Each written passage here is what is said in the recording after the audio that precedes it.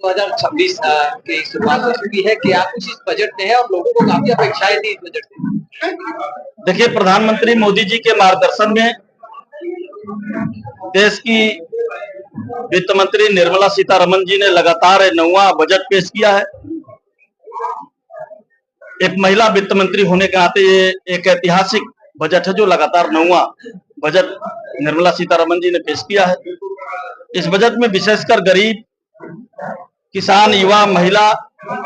मध्यम वर्ग सभी को साथ लेकर स्पष्ट चलने की सोच है ये बजट। इस बजट में जहां आर्थिक विकास और रोजगार को विशेषकर जोर दिया गया है, विकास की दर को मजबूती देने के लिए, निवेश में बढ़ाने को पर जोर देने के लिए, जहां 14 क्षेत्रों में उत्पादकता से जुड़ी हुई चीजों को प्रोत्साहन देने के लिए 60 लाख नए रोजगार बढ़ाने पर इस बजट में जोर दिया गया है। इस देश का एक बड़ा युवा वर्ग है जो एमएसएमई, जो लघु और सूक्ष्म उद्योगों में काम करता है, और लघु और सूक्ष्म उद्योग एमएसएमई के क्षेत्र को बढ़ावा देने के लिए 10,000 करोड़ रुपए का ग्रोथ फंड इकट्ठा करने का इस बजट में प्रावधान किया गया, जो रोजगार के अवसर भी बढ़ाएगा और 60 लाख नए रोजगार जो अलग से देने की व्यवस्था है, जो एमएसएमई के क्षेत्र से अलग है, उसकी अलग व्यवस्था की गई है। देश के अंदर जो एयर कनेक्टिविटी है, जो रेल कनेक्टिविटी है, उनको बढ़ावा देने का तो काम हुआ ही है। साथ ही साथ 7 हाई स्पीड रेलवे कॉरिडोर बनाने का ऐलान पहली बार देश में के अंदर हुआ है, जो दुनिया में के विकसित राष्ट्रों की कतार में भारत को खड़ा करने का काम करेगा।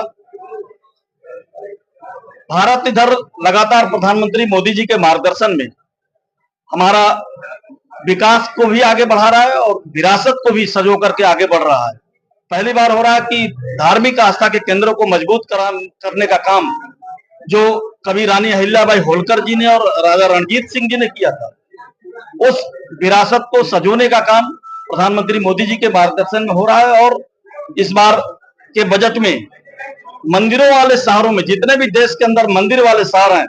उसके लिए 5,000 करोड़ रुपए का आवंटन किया गया है, ताकि हमारे विरासत को सजोने का काम